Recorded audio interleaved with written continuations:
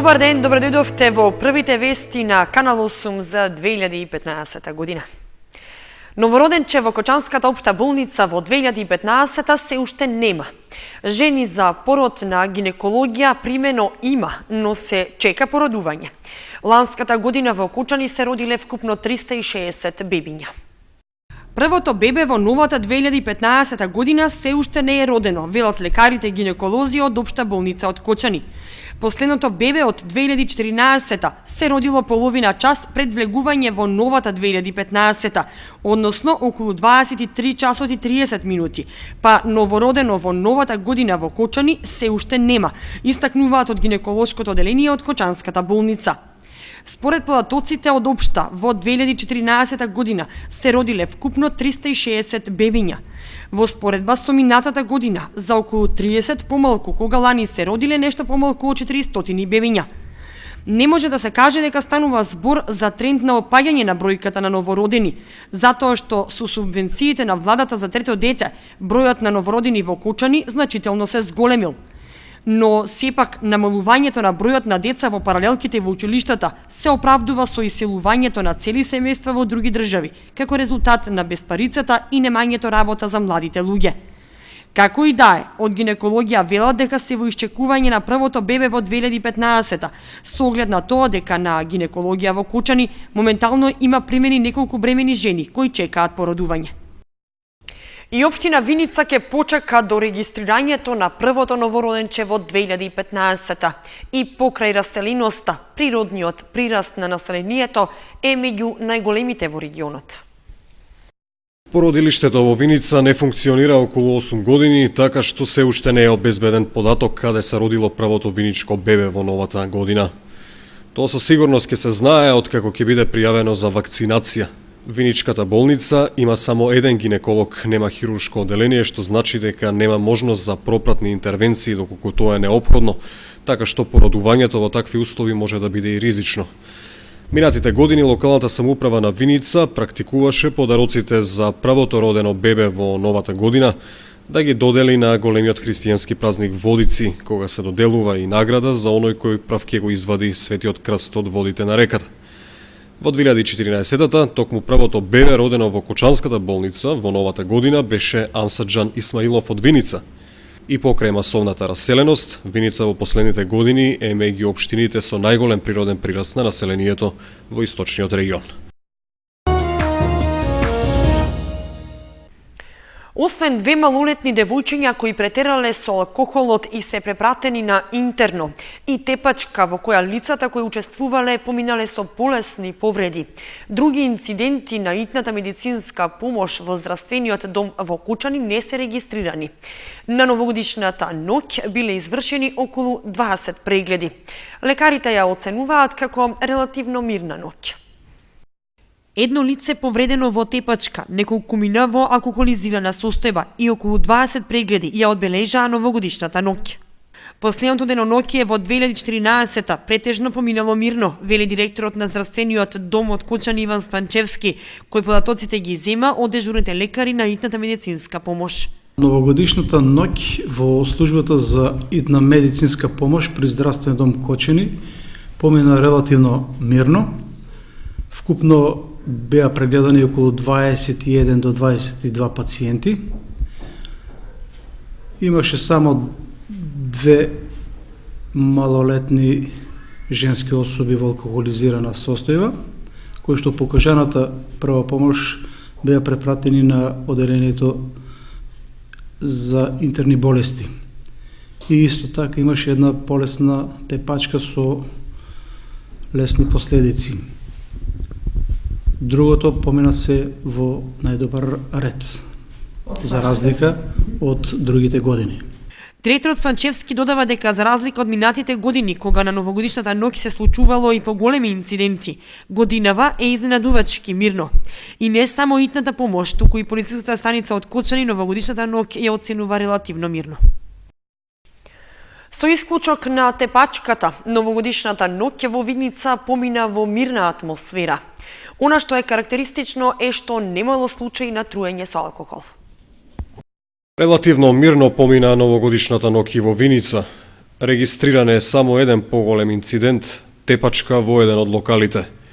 Освен овој случај, на итната медицинска помош во текот на 24 празнични часа биле донесени или за помош се обратиле лица кои се пожалиле на вообичаени здравствени тегови. Во текот на новогодишната ноќ, 31 спрема 1, во текот на работењето, бројот на прегледите не е бил зголемен, меѓутоа во ноќните часови имаме пријавено една тепачка, од која лицето кое што е повредено е испратено во здравниот дом Кочани на хирургија, на натамошно следење и лекување. Инаку другите прегледи се одвивани нормално тековно. Поголем број на итната медицинска помош во здравствениот дом во Виница се пријавиле во текот на првиот ден од новата година. Бројот на прегледите е поголем во споредба на останатите денови во текот на неделата, повеќе од 30 прегледи има, во кои има неколку повреди, кои повреди не се од тепачка, настанати се по случајно непланирана повреда и кои се санирани овде во итната медицинска помош и има испратено до хирургија Кочани. Она што новогодишните празници во Виница ги прави мирни е што на итната медицинска помош годинава не биле донесени лица во алкохолизирана состојба, ниту пак такви кои прејале. Едно потешко разбојништво во кое се украдени над 70.000 денари се случи пред новогодишното славење во Кочани. Освен тоа, имало неколку други посетни кражби, интервенција на пожарникарите и сообраќајки со материјална штета. Релативно мирно помина новогодишното славје во Кочани и околината. Потежок инцидент се случил на улицата 9 мај, на еден ден пред дочекот на новата 2015 година. Околу 21 часот и 30 минути непознат сторител и пришол на 52 годишната ља и со употреба на физичка сила извршил разбојништво. При тоа ја одзел чантата во која жената имала 72.600 денари, документи и други лични предмети и побегнал. Исплашената жена го пријавила случајот во Кочанската полициска станица, а надлежните органи се уште преземаат мерки за откривање на сторителот. Во текот на празничните денови, територијалната противпожарна единица од Кочани имаше малку работа. Дежурните пожарникари морале да интервенираат само еднаш, при што гаснеле запален оџак на индивидуален објект за живење. Пожарот бил брзо локализиран, при што не е забележена материјална штета на куќата. За време на новогодишното празнување се случили неколку посетни сообраќајни незгоди на улиците во градот и на регионалните патишта, кај кои е регистрирана само мала материјална штета на возилата. Како причини за сообраќајките се наведуваат управувањето на возилата со поголема брзина од дозволената, консумирањето алкохол и подмрзнувањето на коловозот на одделни делници во Кочанската котлина. Токму поради тоа од секторот за внатрешни работи упатуваат предупредување до возачите да ги почитуваат сообраќајните правила и прописи.